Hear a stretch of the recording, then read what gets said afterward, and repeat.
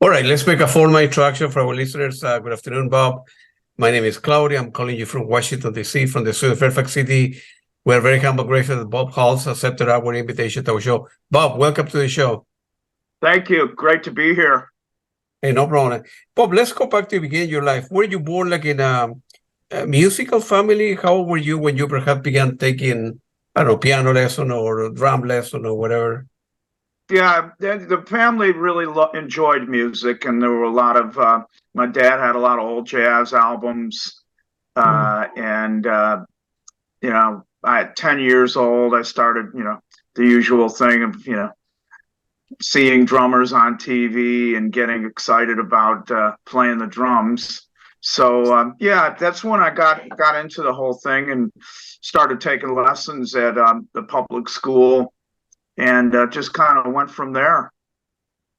I got it. What kind of jazz, if you remember? My dad actually, similar story, but my dad, I was born in Chile, Latin America, and my dad had a lot of jazz, and I mean a lot of music at home. So I remember some of the ones that really caught my attention were Quincy Jones, Walking in Space, that album. He had some of the stuff with the drummer Grady Tate on it that I really liked, and Earl Garner, folks like that. Yeah, some great jazz. Ramsey Lewis. So that was kind of my first initial hearing those kind of records. He also had some Benny Goodman in there with I think Gene Krupa probably playing on that stuff. Yeah, good for you, man. Same here. Good for you. What kind of music were you listening to in high school when you were, I don't know, 14, 15? At that time, initially I was introduced to rock and roll, and that was where I kind of got a lot of interest with the Beatles. And but then I would say probably about 1969, when Jimi Hendrix started to really come on the scene, and hearing Mitch Mitchell play in more of a jazz tradition, I started to get interested in that, and discovered people like Freddie Hubbard, some of the early CTI records.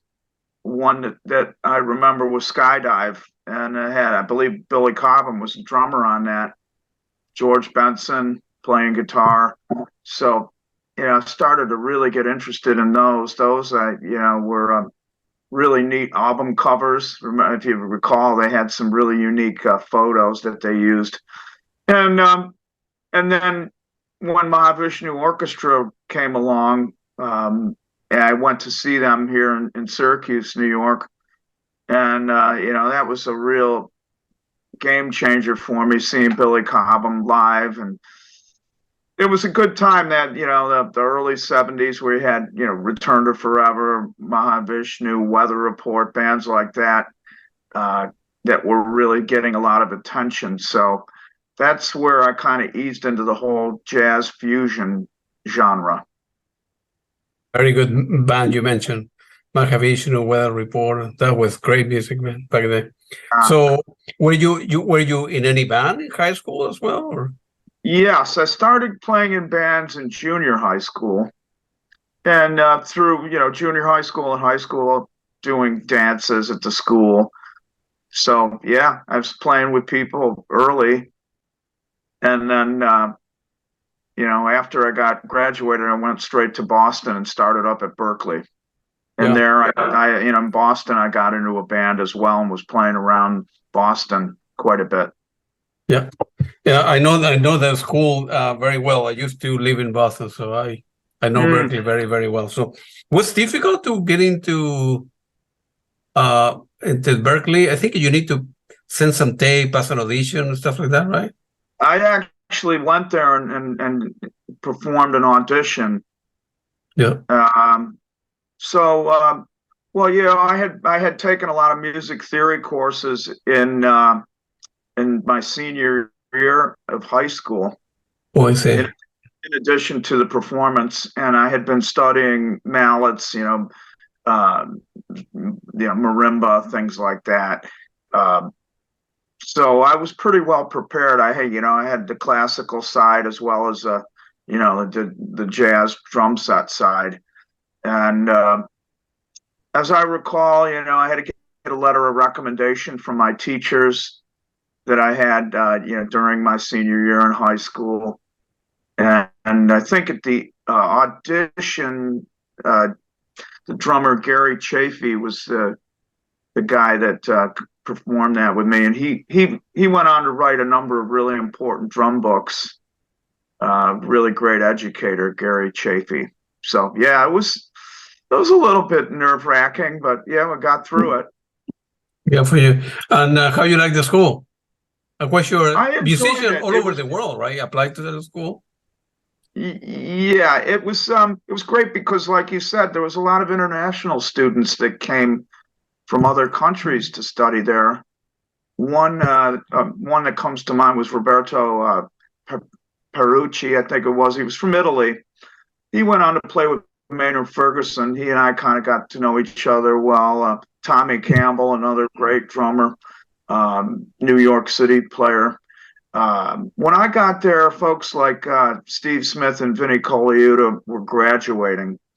Wow. And yeah, so they weren't there when I was there. They were a couple of years older than me. And but yeah, the experience was wonderful. I got there when they were building the performance center right next to the dormitory.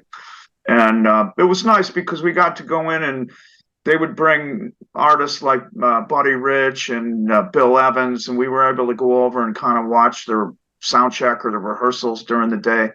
It was a really great experience that way. And then, of course, just networking with a lot of people and having some great teachers. The content there was very good. And then, like I said, I started playing and recording around Boston.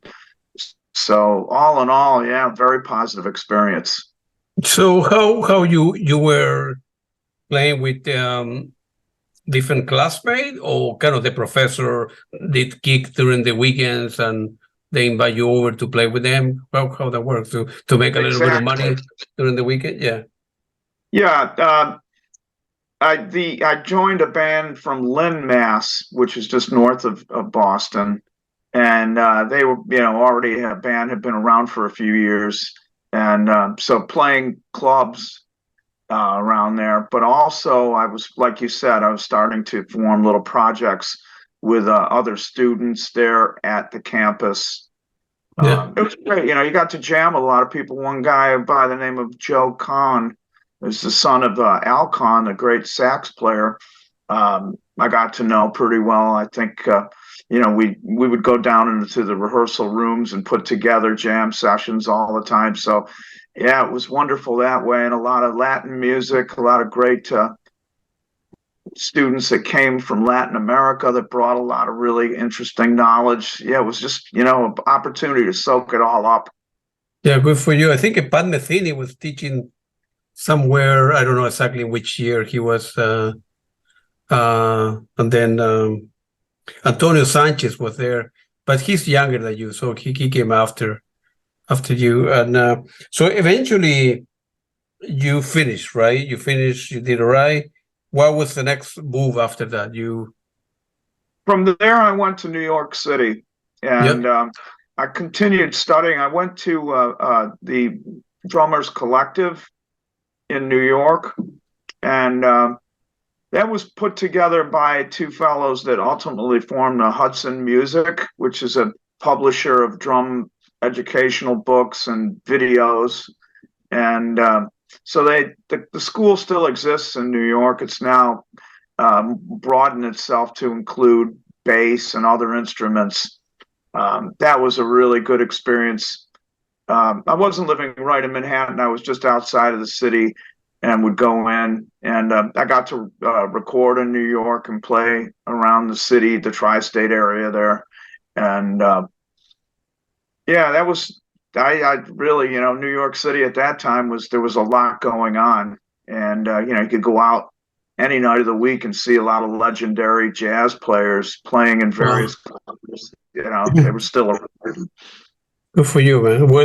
Were you making enough money playing with other people to kind of survive as well? Because New York is very expensive. Barely. Yeah, I was actually living in Middletown, which is about 45 minutes north of the city, and I had a nice arrangement. One of a friend of mine who was a guitar player that was also taking courses at the same school. I rented a room from him, and so yeah, did it on a slim budget. And what I did was we put together a big band, myself and the guitar player, and we were playing all around that area as well. You know, the tri-state area. So that helped to supplement the income, and you know, it was a good experience trying to learn how to play with a 8-piece band with, you know, a horn section.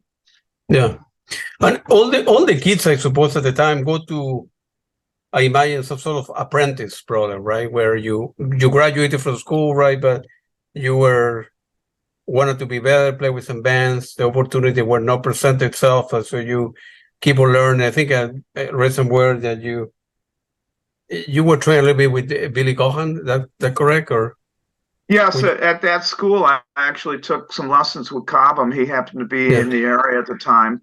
Yeah. So there was probably about 5 teachers that I studied with there. The other one was Kim Plainfield, who's a really well-known jazz educator, wrote a number of books, and Zach Danziger, really great drummer. Terry Silverlight, another guy. It was just, you know, I didn't stick with just one teacher. I was kind of moving around to a lot of different teachers, and kind of like what you're saying, the apprenticeship, you know, this coming from Berklee and doing that was kind of an extension, if you will. It was, it was similar to what you're talking about. It was the next step for me getting from, you know, being a student to really playing professionally full time. Yeah, which is very different, right? You know, you almost, need to almost like an internship these days, you know. Yeah. No, you're not making a lot of money, but you had to learn how to watch your money and how to, you know, play it smart, build some good connections with other musicians, and start to put together a reputation so the phone would start ringing. Yeah. Well, it did, I assume, right? Yeah. I moved out to Los Angeles. Wow. And when I got to LA, I befriended a guy by the name of Joey Heredia, who's a great Latin drummer in LA, and session drummer. And he and I, became very good friends. Through him, I started to meet everybody in the LA music community. And it just from there, it just kind of, connecting the dots. And I started playing around Los Angeles a bit, and then started to think about putting my own project together. And part of that, involved getting an executive producer on board that was going to help me to realize that. And so my producer lives in the LA area. His name's Rob Stathis. He's been involved in all 6 of my albums on MVD audio. And so we started right from scratch. What happened was I had a contact at Berklee who knew Larry Coryell very well. And on the first album, A Vision Forward, we contacted Larry. He said he'd be willing to play on it. Got a hold of Randy Brecker and Mike Stern and Steve Weingart, great keyboard player. And that was my first album that was national on MVD. Yeah, it was a huge album. Good for you, man. It was how in your kind of work, how, and I know, for example, you did that in the latest record, but for the first album, how you guys were able to get a hold of all these musicians? You kind of trade favor. Hey, you help me playing guitar here in my track number 3, and I help you with your drum in your record, track 7 or whatever. That's you sort of trade favor in order to. Well, the way it worked, yeah, I get it. With Larry, of course, I knew somebody that knew him. It was an intro. And with Randy, I sent Randy a demo that I had done on a locally released album. And he liked it enough to say that, hey, yeah, I would play on the record. And Mike Stern, I think I contacted his manager. So, yeah, different ways. Ultimately, Larry and I started playing together a lot. We put got it. together a trio. He introduced me to Ralph Armstrong, the bass player from Detroit, who I'm still working with, just played with him last week. So Larry and I and Ralph went out and did a number of trio dates. We played down close to you at Blues Alley. Yeah. DC. Yeah, we did a week there.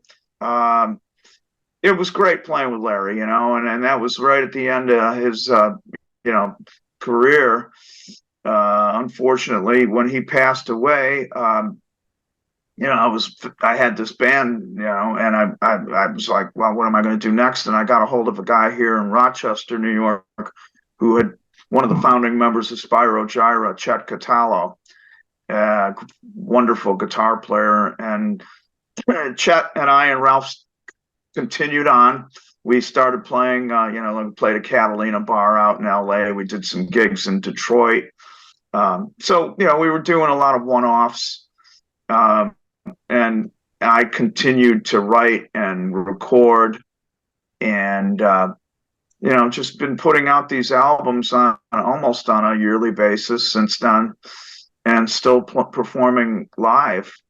We just played to support the new album at Catalina last Thursday in Hollywood, and had a wonderful lineup there. At Brandon Fields, great sax player on board, and of course, Ralph on bass, and my writing partner, Billy Steinway, who's a session keyboard player in LA, and a guy from Austria on guitar by the name of Alex Machacek, who is on the Abstract Logic label, which I believe John McLaughlin is involved with. Wonderful guitar player. So, yeah, I mean, that's been, since then, I've just been playing gigs, keeping the whole new project thing going, new albums, videos, things like that. And so now here we are. We got the new album, and a lot of people are like, "Wow, you got 21 people on that record. How did you pull that all together?" That's a question I get a lot. I know. Yeah, I will ask you that question. And then, but nowadays, do you teach from home as well in a way to supplement your income, or kind of playing gigs is never enough, right, to survive or pay the bills, whatever, Yeah, well, I used to teach quite a bit, but now I really don't have any time. I'm doing full-time music, and I'm involved in like 5 or 6 different projects. So I got it. Yeah, I'm able to pull it off. It's just you got to kind of be careful with what you're doing with your money. Be wise with it. And but I used to teach quite a bit. And I might get back into that someday. Got it. I was looking at your biography. You have played with people with Foghat, Eddie Money, Bobby Kimball, George Clinton, and many other, Dr. John as well. Man, do you look back one day in your life when you were, a humble guy, a unknown guy before going to Berklee, and now you look back as, man, I played with that guy, and it's incredible. Yeah, you hear him on the radio, it's like, wow, got to work with that person. It's, I was a sideman most of my career. Yeah. And that was nice and all. It wasn't until, like 2012 that I started to look into doing my own music. Yep.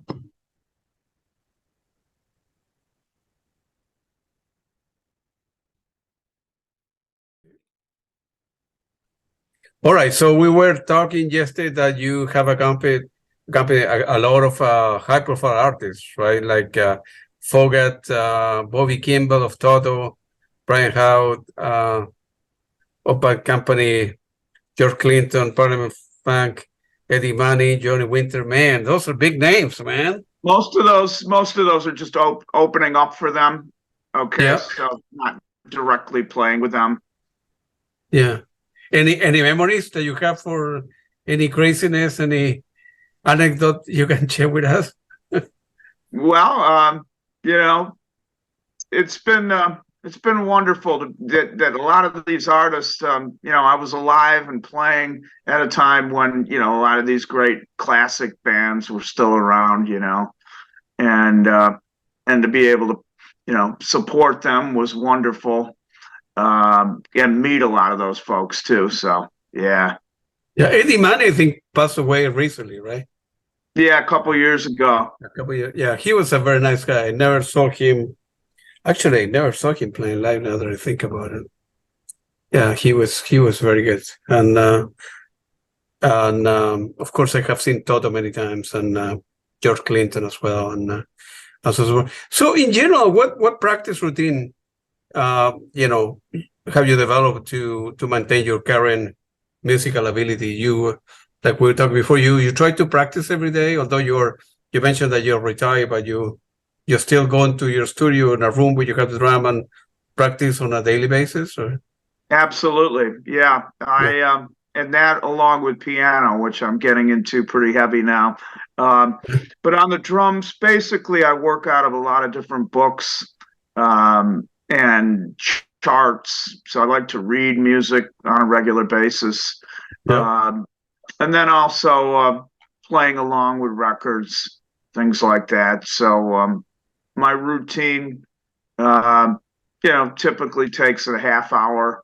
If I've got time and I feel like playing more, absolutely I will. But it just consists of, technique, independence, reading, and then playing grooves along with records, things like that. But projects I'm in, they're throwing a lot of music at me all the time to learn. So, for instance, this week I've got to learn about 35 songs. So, it's always there's always a lot going on there. 35 songs. Yes. What different people send you some tracks for you to play play here, play there, and then you need to send it back, or? In this situation, it's a gig I have coming up next weekend with a new organization. So, Got it. yeah, a lot of the stuff I already know, but some of it I don't. So it keeps my memory active. Yeah. Is it easy or for me difficult to play with a band that you've never seen before and you have a sheet of music to go along for you to write from the get-go, do it, or it doesn't work that way? You always need to. Well, if it involves reading, I'll typically get the music in advance, so I'm not sight reading there. Yeah. If it doesn't, it can be very easy if everybody's on the same wavelength. I mean, I've had those situations a lot. It's kind of exciting where you're going in and you know the tunes, you're winging it, but you've never really played together. For instance, we just did a gig in Hollywood, California last Thursday, and we didn't have a chance to rehearse, so our sound check was the rehearsal. And so it was kind of a hurry up thing. We made sure we had the tempo, the endings, any transitions, chord changes squared away. It was the first time I played with the guitar player. I played with everybody else, but like I said, if everybody's coming from the same place, it makes it easier. Yeah. Yeah. Wow. I cannot imagine how people do that, man. And let's talk about a little bit about the new record. It's called Holz Collaborative. How are you able to get a hold of all these people? I mean, like Luc Ponty, who interviewed John McLaughlin, Earl Jones, Randy Brecker, and so on and so forth, that was released recently, September 8th. How were you able to get a hold of those folks, man? It's not that easy to play in your album in different tracks. For the most part, it was pre-existing relationships I already had with people I've already worked with. Some are new though.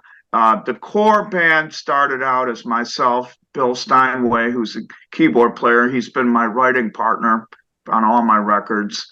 And then I asked Ralph Armstrong to play bass on some stuff.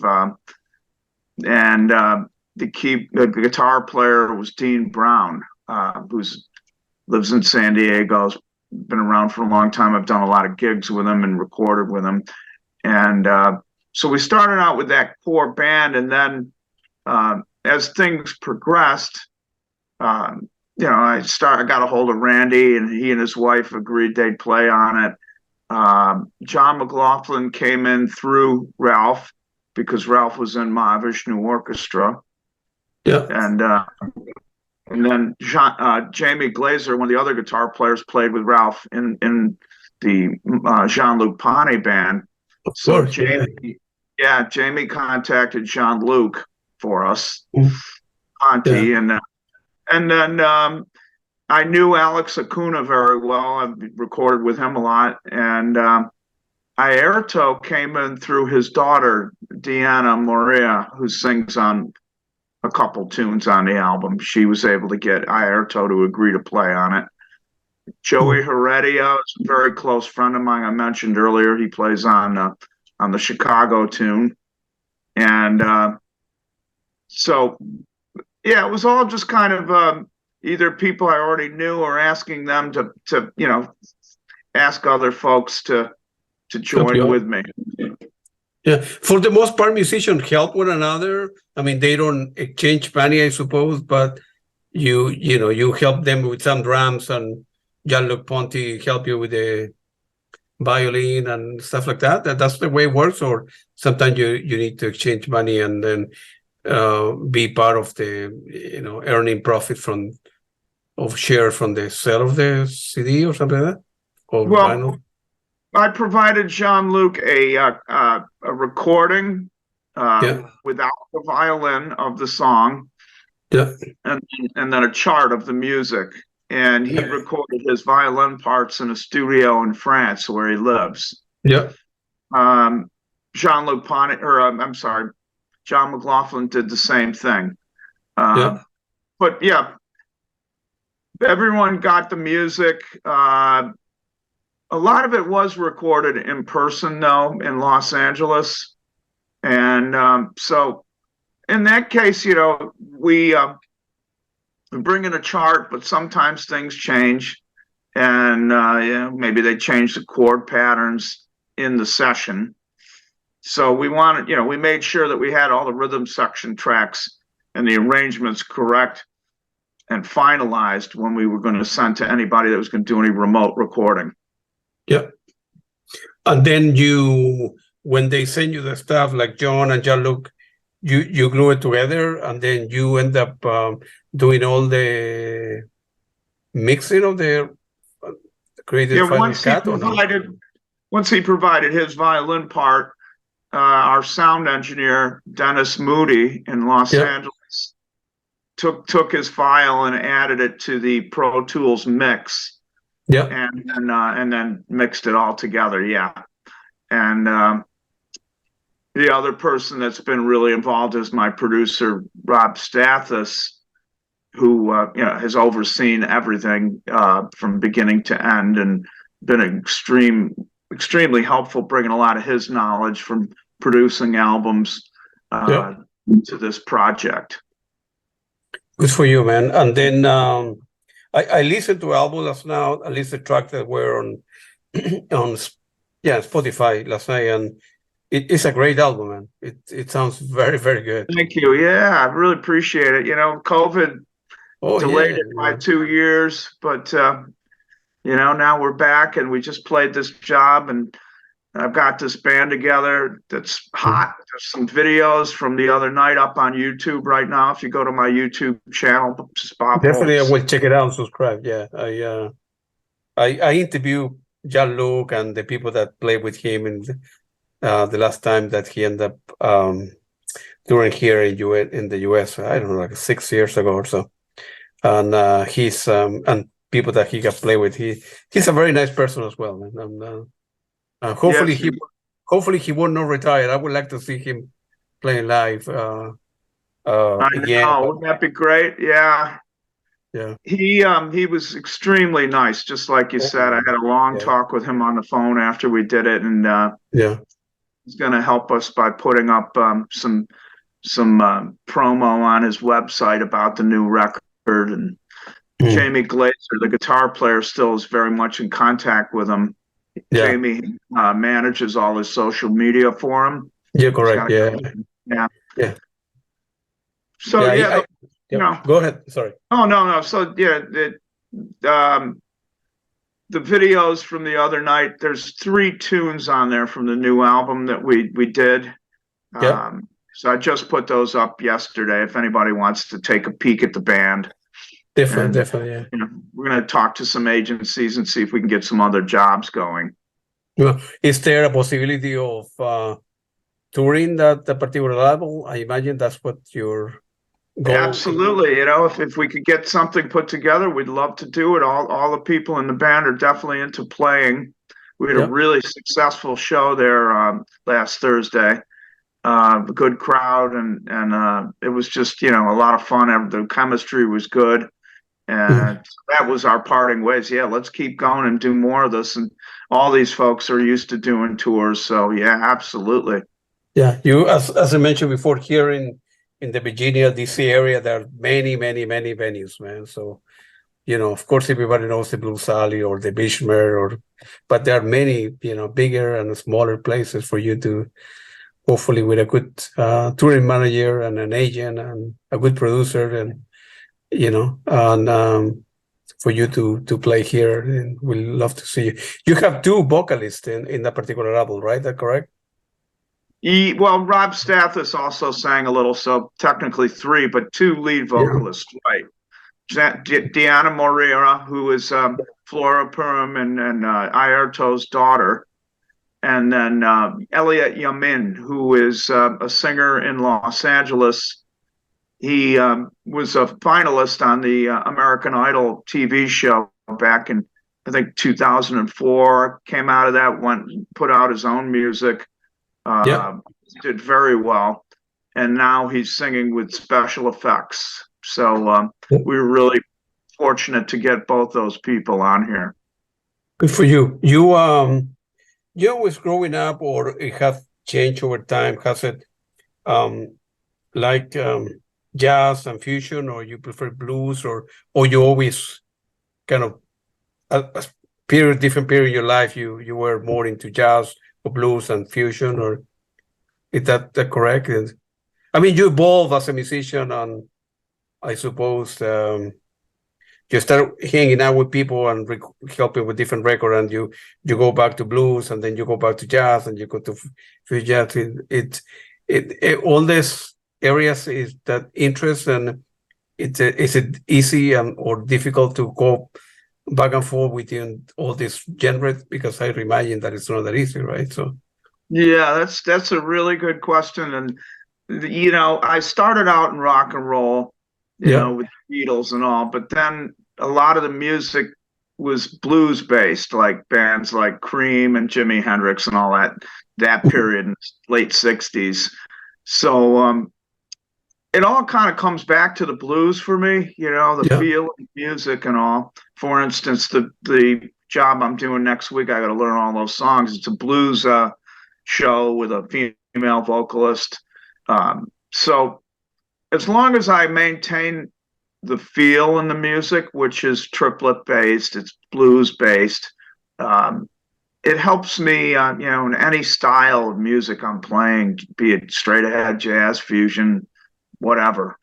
So, yeah, I'm comfortable now kind of going between all those different styles. I've done a lot of reggae stuff too.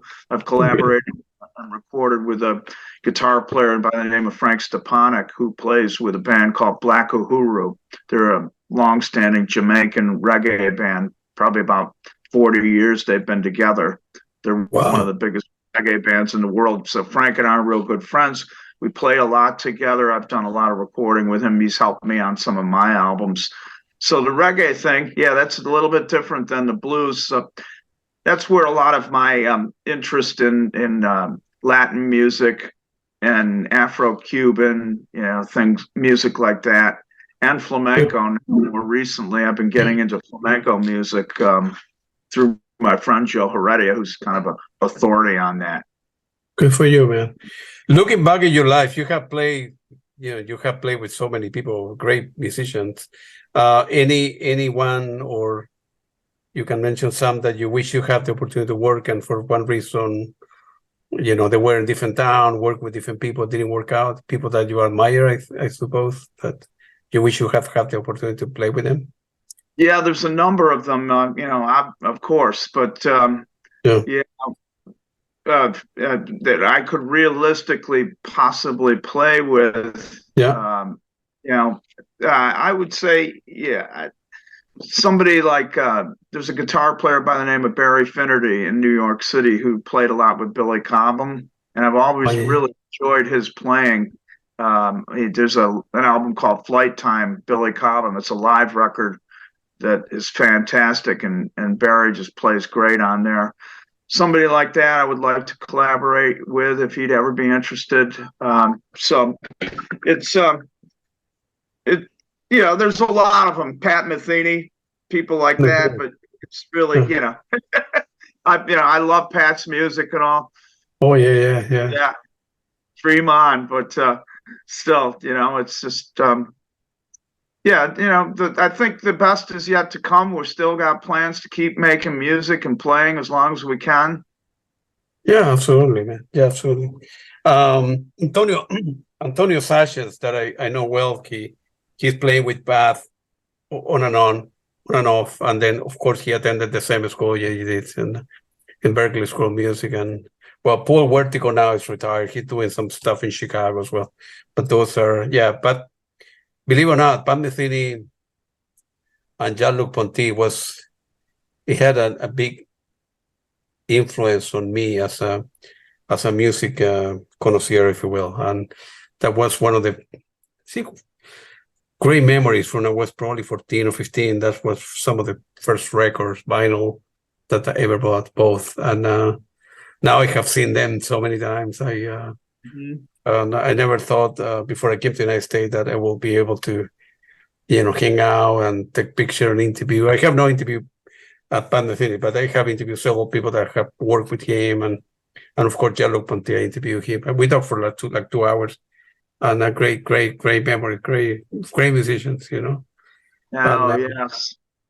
Loves all they've done and all the compositions. And Paul Vertigo, I remember seeing him, Danny Gottlieb with Pat. Oh, yeah, absolutely. And also Antonio. I've seen all three of those drummers with him. And Paul Vertigo actually played with Larry Coryell for a while. He was in the Larry Coryell trio.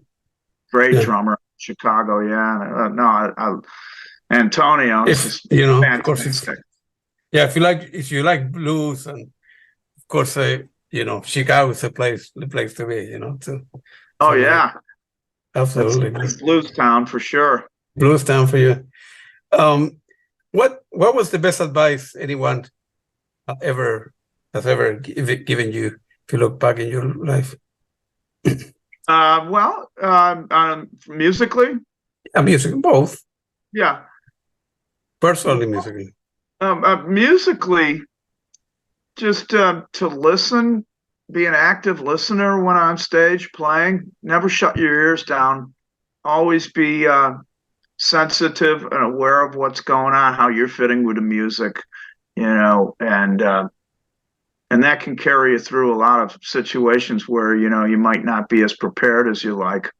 In life in general, living for the moment, that staying in today, having plans, but accepting whatever comes my way. Those are the kind of things that have helped me to, focus on what I'm doing right here, right now, and try and be the best I can be for me. Yeah, sometimes we plan and we live in the future or we live in the past, right? Things didn't work out. And man, I wish I want to be playing with certain gigs with Johnny, Peter, and Mary in DC, or I don't know, New York, and sometimes plan. Yeah.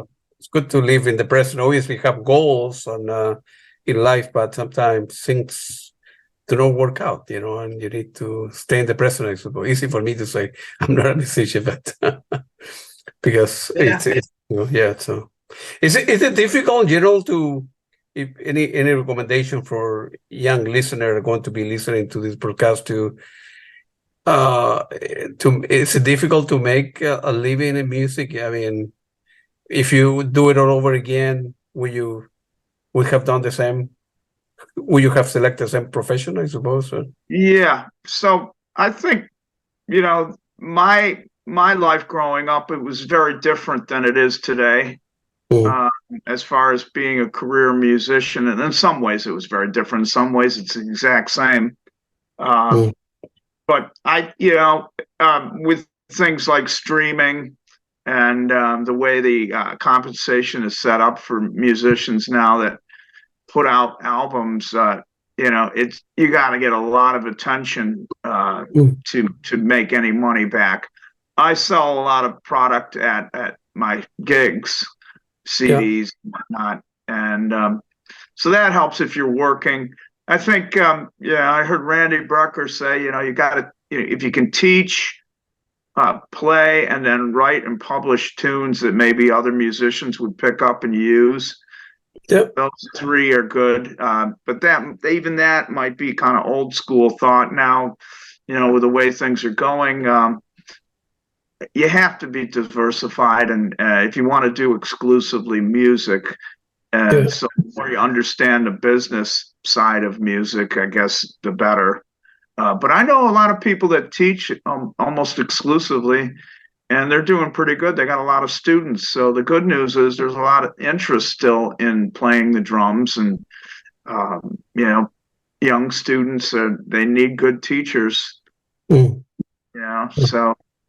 you can it's still possible to do it. Many people complain about Spotify. For me, it's a great tool because I'm looking to, let's see, I've selected you, listen to your music, and from there, the website will recommend me this. If you like that, check that. And it's a great marketing tool for me to get to know and discover new musicians. I'm always looking for new people, always. I'm never satisfied. And but for a guy like you, right, you need to have like a million hits to make $100 or $200, which is what would you recommend to that something that could be done, it could be implemented where a good percentage of the profit go to the art itself, not to management and layer, and you get pennies on the dollars, Yeah, it's the streaming that has come out, Spotify and all the other ones. Well, I've heard that there's some people that have gotten together with music attorneys and have gone down to Washington, and that's a ongoing discussion. They're trying to make it more fair for the musicians, because, like you said, you're getting like fractions of a penny, spin. It's just you have to get a million spins to make $100 or whatever it is. Yeah, it's crazy. Yeah. That's why most musicians now, through the live shows, is where they're selling. But a lot of the physical stuff is just going away. That's why we did the double vinyl with this new album, and because vinyl is selling more than CDs now. Yeah, absolutely. Yeah. And we're hoping that people are going to want to own a piece of it physically, and the artwork and whatnot as a vinyl recording. It sounds really great too. It's really a nice, smooth sound with good separation between the instruments. So yeah, it's a tricky situation. Hopefully,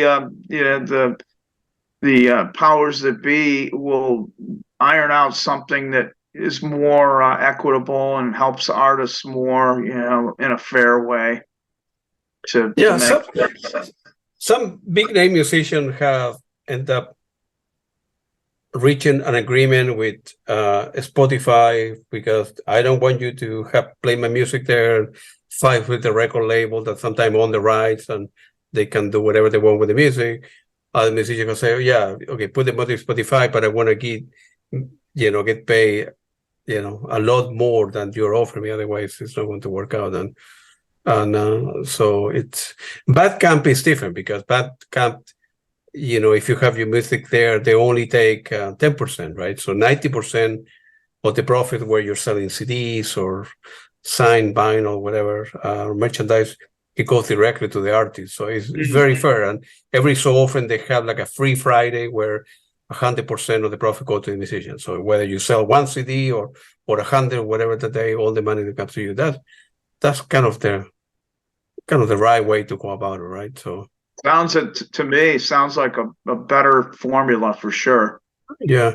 And at the same time, many artists, new people end up signing anything that were presented to them. They are so desperate. So they will sign anything, and they didn't talk to a lawyer. They didn't look to see if the document they were signing were right or wrong or equitable or, amendable down the road. And, and there's a lot of scam back in the business, man. I'm not telling you anything that you don't know, but it's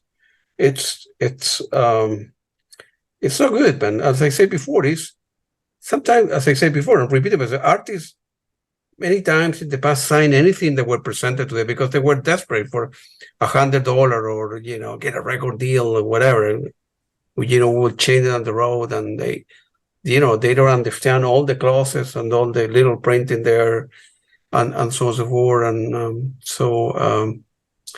And people need to get better advice, I suppose, Yeah, like one example is a lot of the older jazz musicians that they would sell their royalty rights to a song to get cash at that time.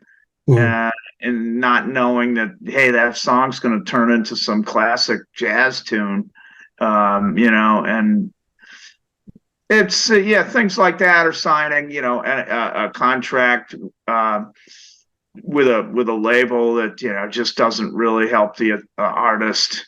You hear like Jimi Hendrix, I guess he would sign just about anything that came in front of him, and then he made it big, and it all came back to haunt him. And that's right.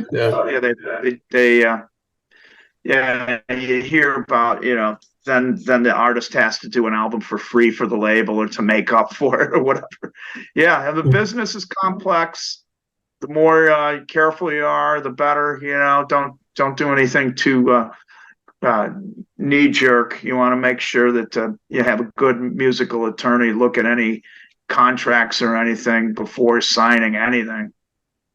No, absolutely, man. When you're not touring, or you're not, learning new music for new artists, what any hobbies, no music related, that you like to do? It is music related. I like going out and seeing live music a lot. Still go out and see other folks play. But beyond that, I enjoy skiing. Right here where I live, there's about 4 ski areas right within 10 miles. Good for you, man. Yeah, that's fun in the winter. Way to cope with the cold and snow up here. I've done a lot of boating over the years, things like that. I like water. I like getting outside and doing some fun things. We have the Adirondack Mountains north of here, so a place called Lake Placid, which is way up north. So nice little town to go to. There's a lot of things to do up there. Yeah. Feel free, the last question, feel free to mention your website and your YouTube channel where people can buy your music and so on and so forth. So the new record is available on all online outlets, Amazon, Barnes and Noble. Even like Walmart, FYE. I think it's it's all just if you punch in Holz Stathis Collaborative, you're going to see a lot of opportunities of different sites to get it. The vinyl will be available on Black Friday. So the album is available on Amazon. That's probably the easiest way to get it. Vinyl, the double vinyl, will be coming out on Black Friday there around Thanksgiving. And definitely recommend you checking out the vinyl if you have a turntable. It's very sounds great. Good for you, man. Yeah, I know. I listened to a couple of tracks the last 3-4 days when I was putting questions for this interview. It was let me know when you are in town, Bob. You have my email, so we'd like to, have dinner with you or see you playing live. I never see you playing live. I mean, the album's great, and You have played. You're a very good musician. You have played with the best of the best, man. Plus, you're a very good and decent human being and easy to talk to. So I would love to see you play live right now and one day. And good luck. Hopefully, you will be touring and here in the DC area as well, so I can go and attend one of your shows. Man. Well, thank you, Claudio. It's been really a pleasure to be on your show, and No problem. Look forward to maybe meeting up someday. Thanks again. No problem. Take it easy, man. Thank you. Good Yeah. luck to you, man.